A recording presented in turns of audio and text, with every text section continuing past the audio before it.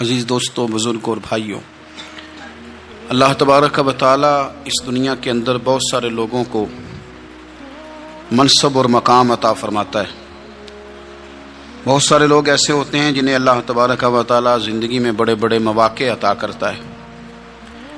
وہ چاہیں تو اس موقع سے اپنے ذاتی مفادات حاصل کریں اور چاہیں تو ان اچھے مواقع کو ملت کی، مذہب کی، قوم کی خدمت کے لیے وقف کر دیں۔ کچھ لوگ ایسے ہوتے ہیں کہ جو کسی مقصد کے حصول کی طرف سفر تو کر رہے ہوتے ہیں، لیکن اس کے پیچھے زیادہ تر ان کے ذاتی مفادات کار فرما ہوتے ہیں اور وہ اپنے دنیاوی مقاصد کے لیے، اپنے اور اپنے خاندان کے دنیاوی فوائد کے لیے کوشش کر رہے ہوتے ہیں۔ ایسے لوگ بھی محدود رہ جاتے ہیں، ان کی سوچ بھی محدود رہ جاتی ہے اور کئی دفعہ کچھ تھوڑی دیر کے لیے ان کے نام ابھرتے ہیں اور پھر ہمیشہ کے لیے دب جاتے ہیں۔ کچھ لوگ ایسے ہوتے ہیں جو زندگی کے اندر اللہ کے لیے، اللہ تعالیٰ کی رضا کے لیے، رسول پاک صلی اللہ تعالیٰ علیہ وسلم کی خوشنودی حاصل کرنے کے لیے، دین کی، ملت کی، ملک کی سربلندی کے لیے آگے آنا چاہتے ہیں۔ میرا رب کریم قرآن مجید سورہ حج میں ارشاد فرماتا ہے کہ الذین ان مکناہم فی الارض، کچھ لوگ ایسے ہیں کہ اگر ہم انہیں زمین میں اقتدار دیں، زمین میں اگر ہم انہیں قابو دیں تو وہ کیا کریں گے؟ اقاموا الصلاۃ و آتوا الزکوٰۃ، وہ نماز قائم کریں گے، زکوٰۃ ادا کریں گے، وامروا بالمعروف، نیکی کا حکم دیں گے، ونہوا عن المنکر، اور لوگوں کو بری باتوں سے منع کریں گے۔ وہ دینی، فکری، اصلاحی انقلاب برپا کر دیں گے، نماز کو عام کریں گے، زکوٰۃ کو عام کریں گے، بھلائی کا حکم دیں گے اور برائی سے منع کریں گے۔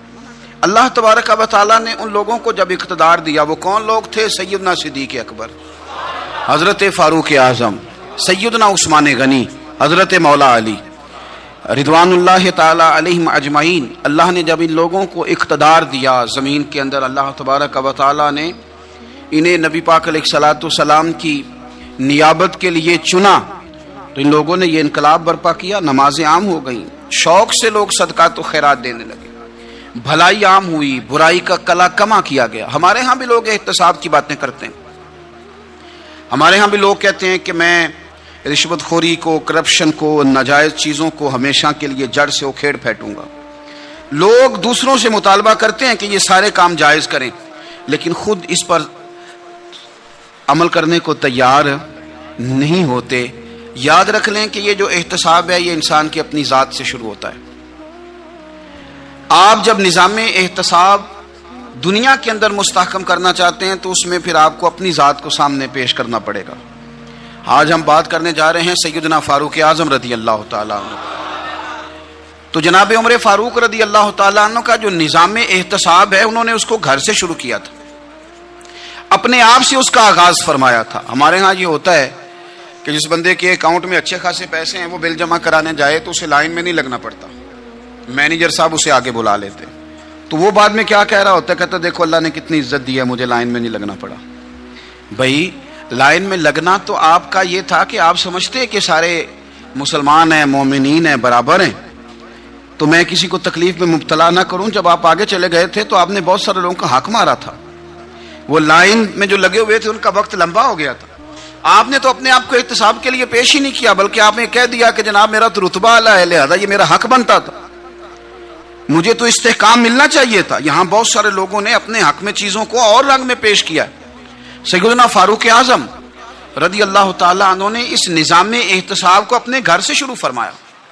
حضرت عمر فاروق رضی اللہ تعالیٰ عنہ اپنے بچوں سے فرمایا کرتے تھے کہ جب میں حکم لوگوں کو کروں گا نا، اپنی رعایا کو، مسلمانوں کو میں کوئی حکم دوں گا تو تمہیں پہلے اس پر عمل کرنا پڑے گا۔ آپ فرمایا کرتے تھے یاد رکھنا لوگ تمہیں اس طرح دیکھیں گے، لوگ اس طرح تمہیں دیکھیں گے جس طرح گوشت کھانے والا پرندہ گوشت کو دیکھا کرتا ہے۔ چیل گوشت کھاتی ہے تو کیا کبھی اس کو پیغام بھیجنا پڑا ہے کہ تو آجا یہاں گائے مر گئی ہے، بھینس مر گئی ہے؟ خود بخود اس کی نظر ہوتی ہے، وہ پہنچ جاتی ہے۔ جناب عمر فرمانے لگے میرے گھر والوں، میرے بیٹوں، میری بیٹیوں، میری اہلیہ، لوگ تمہیں اس طرح دیکھیں گے جس طرح گوشت کھانے والے پرندے دیکھتے ہیں، لہذا میں جب کسی کو عمل کروں تو پہلے تمہیں اس پر عمل کرنا پڑے گا۔ جب میں کسی کو حکم دوں آپ فرمانے لگے یاد رکھنا اگر تم نے میرا حکم نہ مانا تو غیروں نے حکم نہ مانا تو انہیں ایک سزا ملے گی، اور اگر میرے گھر والوں نے نہ مانا تو ڈبل سزا ملے گی، تم پر ڈبل سختی کی جائے گی کہ تم نے میری بات کیوں نہیں مانی۔ یہ نظام احتساب ہے۔ ہم نہ دوسروں کے بچوں کا گلا کاٹ کے اپنے بچوں کی خوشیاں لینا چاہتے ہیں، ہم چاہتے ہیں کہ دوسروں کے بچوں کے حصوں کا مال میرے گھر میں آ جائے، آ جاتا ہے۔ کچھ لوگوں کی سیاست چل جاتی ہے، کچھ لوگوں کا فریب اور فراڈ کام کر جاتا ہے، لیکن وہ گھر روشن نہیں ہوتے۔ ان گھروں میں پیسہ ہوتا ہے پر قرار رخصت ہو جاتا ہے، ان گھروں میں آسانیاں اور وسعتیں تو آ جاتی ہیں لیکن ایک دوسرے کا احترام ختم ہو جاتا ہے۔ سیدنا فاروق اعظم رضی اللہ تعالیٰ عنہ کا یہ طریقہ تھا کہ وہ اپنے بچوں پر سختی کرتے۔ آپ ہمارے ملک میں یہ نظام ہے، موجودہ حکمران ہو یا ان سے پچھلے، بچے سب کے ملک سے باہر رہتے ہیں، یہاں رہتے ہیں تو محلات میں، باہر جاتے ہیں تو بڑی بڑی آسائشوں میں۔ ان کے بچوں کے لیے قانون بھی الگ سے ہیں، قاعدے بھی الگ سے ہیں، اور ہمارے ملک کے اندر تو ایک باقاعدہ پروٹوکول کا سسٹم ہے، اس سسٹم سے گزر کر بڑے بڑے لوگ چلنا پسند کرتے ہیں۔ ہمارے زمانے میں بھی کچھ چیزیں سرکاری ہوتی ہیں خالص، لیکن عجیب نظام ہے نا، ہر چیز کا کرایہ بڑھ جاتا ہے، سرکاری دکان کا نہیں بڑھتا۔ باقی دکانیں 5-6 سال کے لیے ملتی ہیں، سرکاری دکان پہ آپ قبضہ کرنا چاہیں تو پورے 100 سال کے لیے مل جاتی ہے، چونکہ یہ عام عوام کی پراپرٹی ہے تو اس کے ساتھ جو مرضی کو سلوک کرے۔ ایک سرکاری چراگاہ تھی جس کے اندر جانور چرا کرتے تھے، ہمارے ہاں بھی پنجاب میں کچھ جگہ ہوتی ہیں تو ہم لوگ کہتے ہیں شام لاٹ ہے۔ سرکاری چراگاہ میں جانور چرا کرتے تھے۔ حضرت عمر فاروق رضی اللہ تعالیٰ عنہ کے صاحبزادے سیدنا عبداللہ ابن عمر رضی اللہ تعالیٰ عنہ نے بھی ایک اونٹ خرید لیا، تو سب لوگوں کے جانور سرکاری چراگاہ میں چرتے تھے، آپ نے بھی اپنا جانور وہاں چرنے کے لیے، کھانے پینے کے لیے چھوڑ دیا۔ وہ جب اونٹ آیا تو پتلا تھا، کچھ دنوں کے بعد وہ فربا ہو گیا، طاقتور ہو گیا، موٹا تازہ ہو گیا۔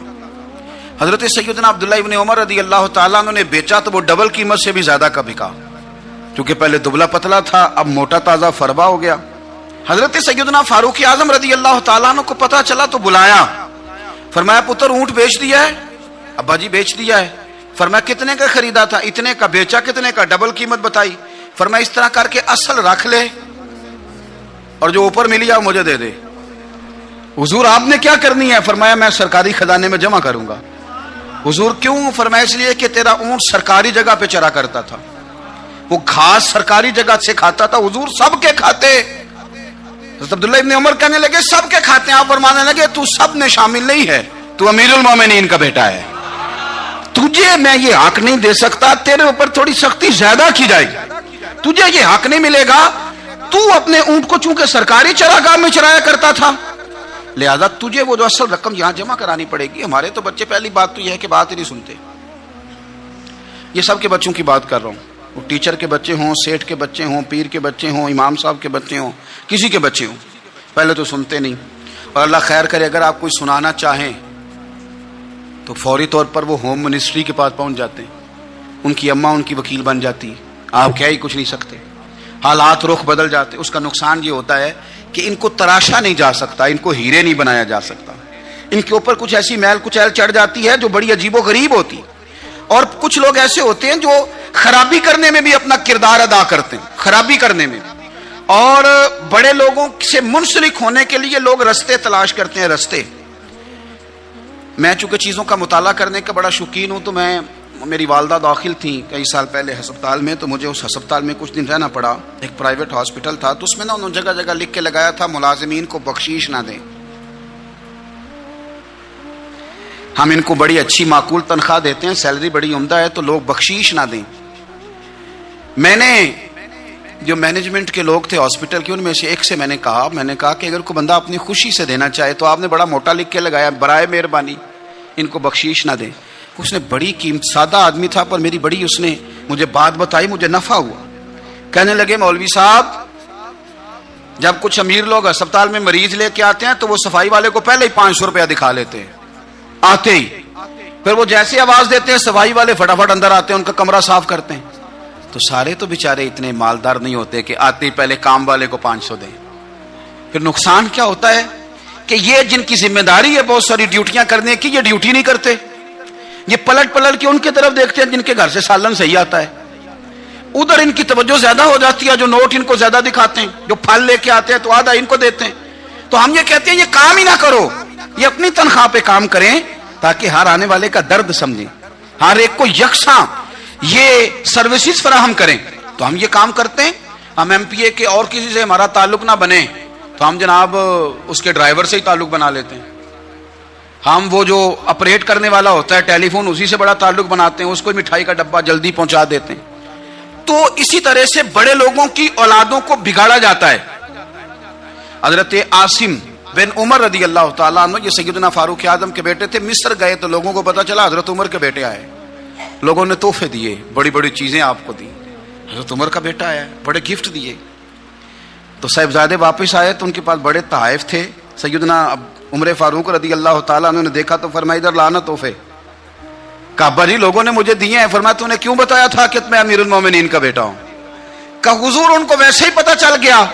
فرمانے لگے پتر یہ تحفے تمہیں اس لیے ملے ہیں کہ تم امیر کے بیٹے ہو, یہ تحفے تمہارا حق نہیں, چونکہ تمہیں اس کرسی کی وجہ سے ملے ہیں اور یہ کرسی مسلمانوں کی ہے, لہذا یہ حق بھی مسلمانوں کا ہی ہے. یہ لا سارے مال غنیمت میں جمع کیے جائیں گے.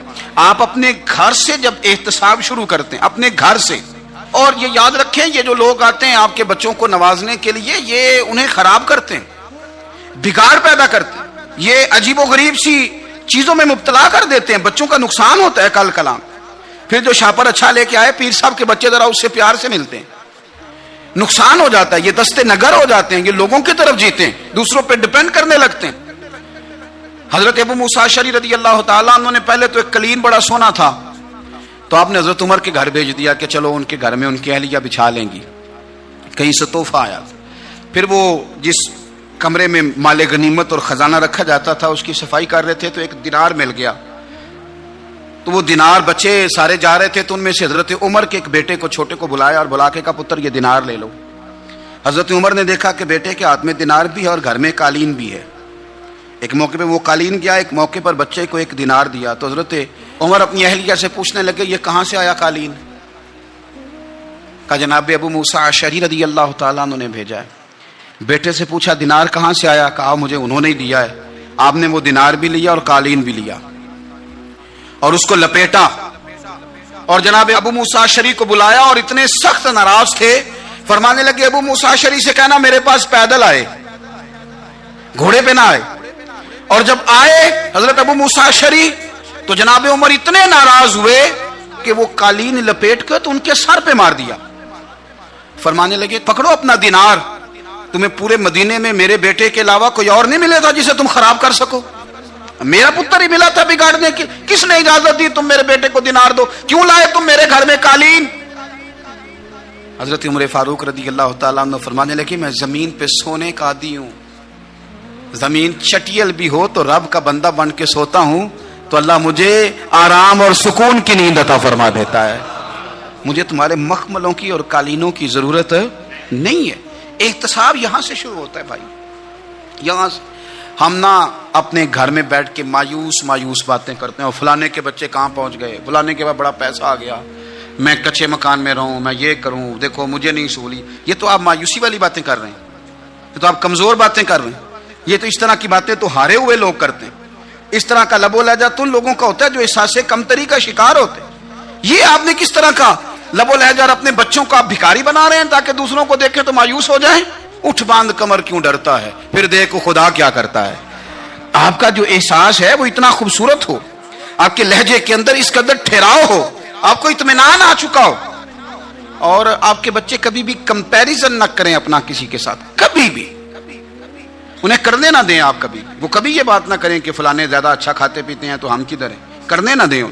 انہیں بتائیں کہ بیٹا اپنی مٹی پہ چلنے کا سلیقہ سیکھو, سنگ مرمر پہ چلو گے تو پھسل جاؤ گے. ان کو بتائیں کہ جو تمہارے پاس ہے یہ خدا کا عطیہ ہے, اسی پر تم نے قناعت کرنی کبھی بھی. حضرت زید بن حارثہ سے نبی پاک صلی اللہ علیہ وسلم کو بڑا پیار تھا. پھر ان کے بیٹے حضور کے غلام زادے حضرت اسامہ بن زید کے ساتھ بھی حضور بڑا پیار کرتے. لیکن یہ تو مسلمہ حقیقت ہے نا کہ عظمت اور شان تو سیدنا فاروق اعظم کی زیادہ ہے. امت کا اتفاق ہے کہ نبیوں کے بعد سب سے بڑا درجہ جناب صدیق اکبر کا, اور پھر اللہ نے مقام عطا کیا حضرت فاروق اعظم کو. یہ بڑے لوگ تھے.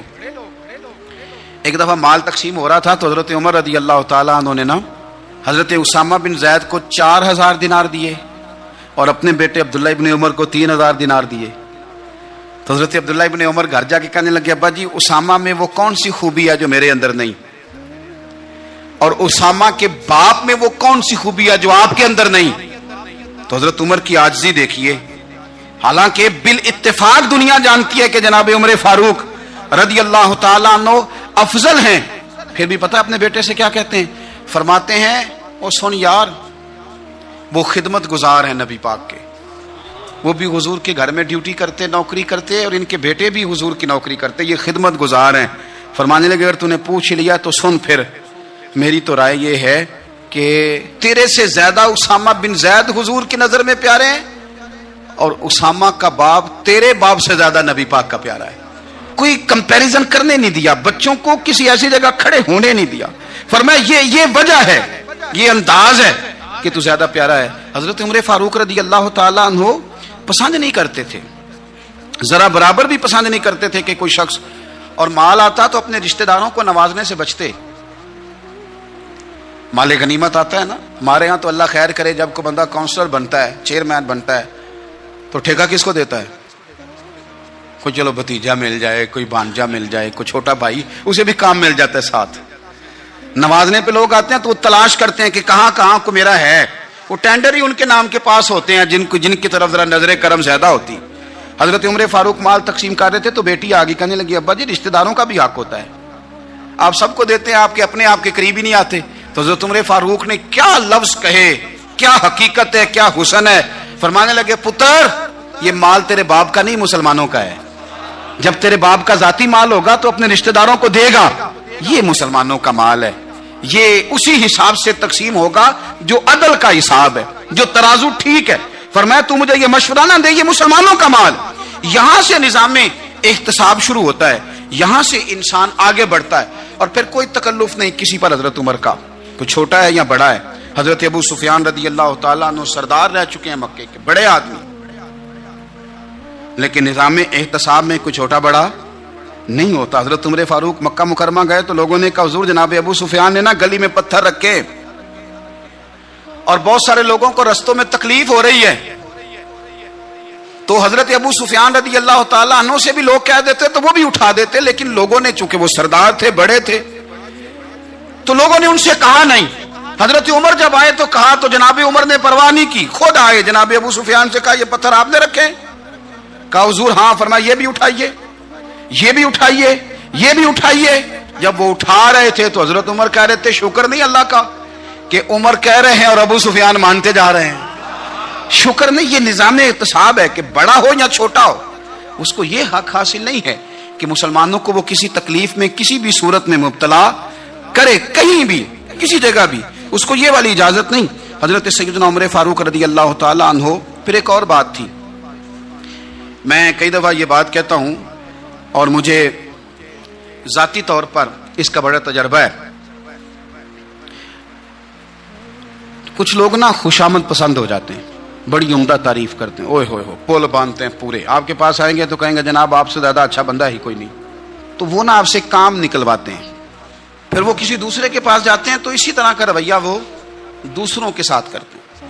یہ عام لوگوں میں بھی مرض ہوتا ہے, عام لوگوں میں بھی. اور بادشاہ ہو بندہ اگر, پھر تو اس کا دل کرتا ہے میں اگر بادشاہ سلام ہوں تو 2-4 بندے دیہڑی پہ رکھ لوں پر میری تعریف ضرور کریں. پابندی ہوتی ہے, لوگ یہ کام بڑے شوق سے کرتے ہیں.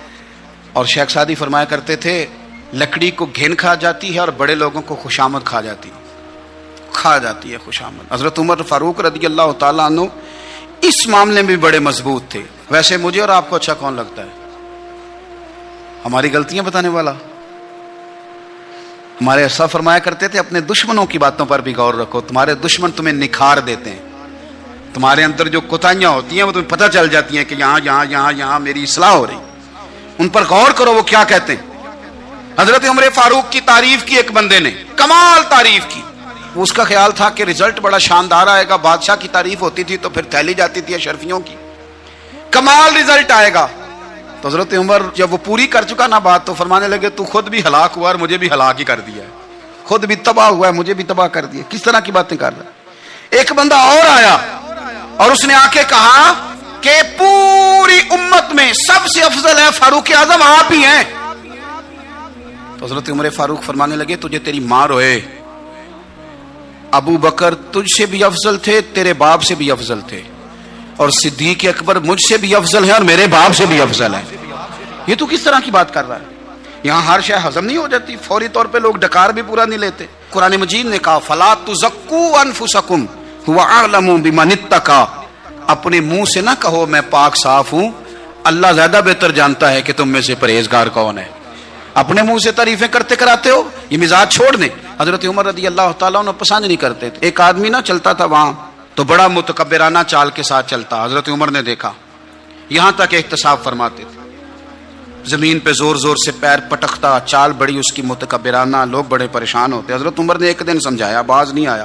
اگلے دن پہ درہ نکال لیا، لگائے 4 درے، فرمایا آج کے بعد نہ چلنا اس طرح مدینے میں پیر پٹک پٹک کے.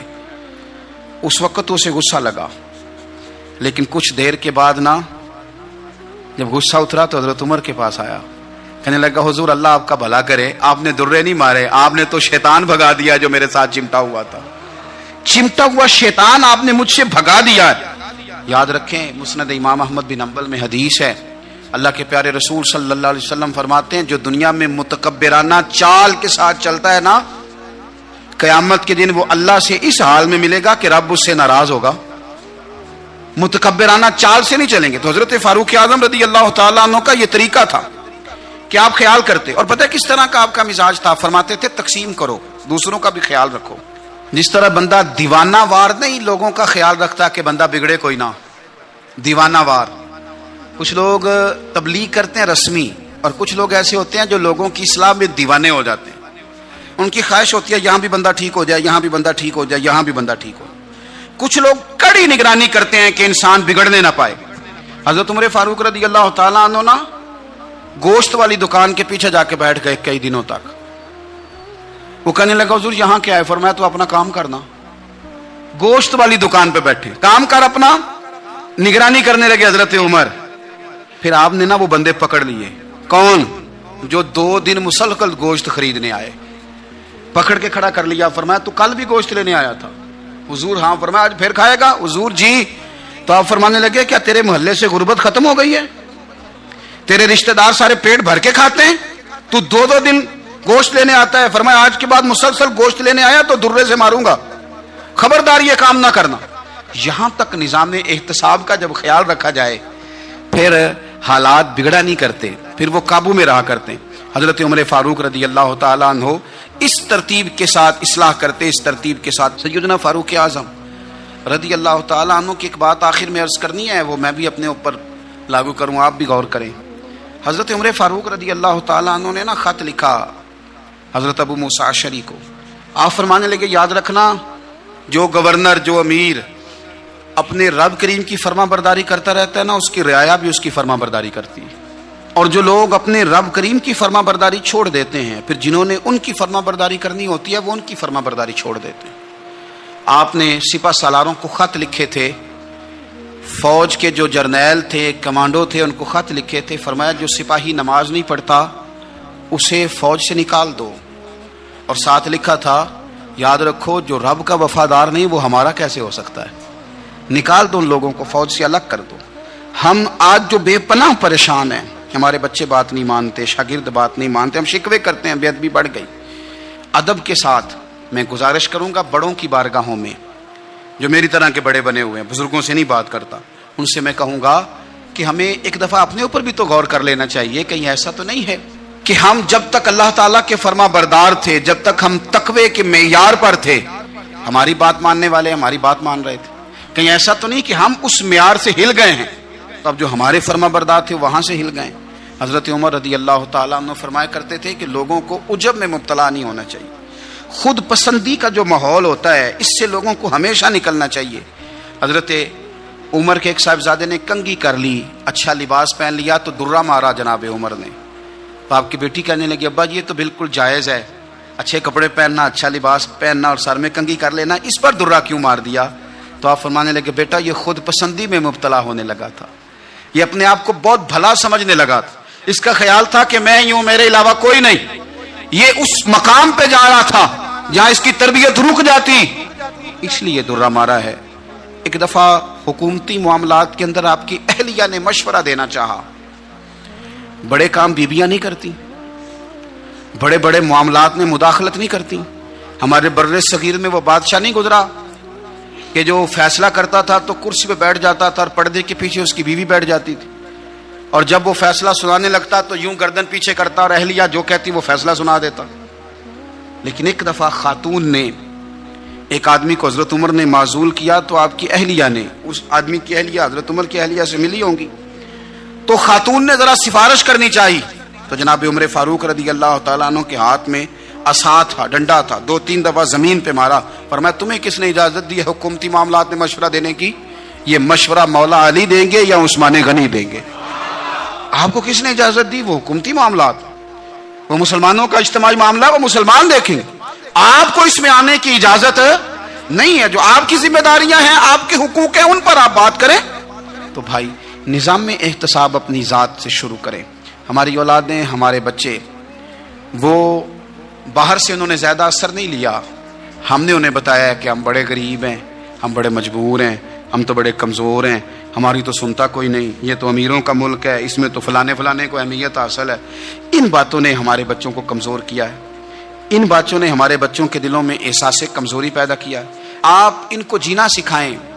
آپ ان لوگوں کو بتلائیں کہ رب کریم نے جو تمہارے لیے بہتر سمجھا وہ تمہیں اپنے فضل سے بڑا عطا فرمایا ہے. آپ ان کو ان کے مقام پر رہ کر خوددار اور قناعت پسند ہونا سکھائیں. آپ یقین کریں گھر امن والا بن جائے گا. بچے اگر بھنا ہوا گوشت کھا رہے ہوں اور پھر بھی لاڑی رہے ہوں کہ مسالہ میری مرضی کا نہیں، سٹائل میری مرضی کا نہیں، ٹیسٹ میری مرضی کا نہیں، یہ والا گوشت میں نے نہیں کھانا، یہ اس طرح کر کے بھنا ہوتا تو پھر میں نے کھانا تھا، وہ زیادہ خوفناک صورتحال ہو جاتی ہے. لیکن اگر ابا جی، اماں جی، گھر والے کھیتوں میں کام کر رہے ہوں اور بچے اچار کے ساتھ روٹی لے کے جائیں اور بننے پہ بیٹھ کے، پھٹے پہ بیٹھ کے وہ پھر کھانا شروع کریں، اور جب وہ اچار آئے اور وہ ایک دوسرے کو کہیں کہ آج تو 2 کلے ہو گئے میرے کام کے، اس دفعہ تو دیکھنا ہماری فصل کتنی شاندار ہوگی. ایک دوسرے کو دیکھ دیکھ کے وہ ہنسیں اور مسکرائیں اور ان کی باتوں میں لذت ہو، اور پھر وہ کہیں کہ آم بڑے اچھے مل گئے تھے، دیکھو اچار کتنا سونا آ گیا ہے، دیکھو یہ کس قدر زیادہ اچھا ٹیسٹ ہے، تیل بھی بڑا اچھا ہے، گل بھی بڑے وقت پہ گیا ہے. آپ یقین کریں یوں لگتا ہے کہ کائنات کی سب سے بہترین روٹی یہ لوگ کھا رہے ہیں. یہ سوچ حضرت عمر نے ہمیں دی ہے، یہ فکر جناب عمر نے ہم تک پہنچائی ہے. اللہ ہمیں سمجھنے کی توفیق عطا فرمائے. آخر دعوایا ان الحمدللہ رب العالمین.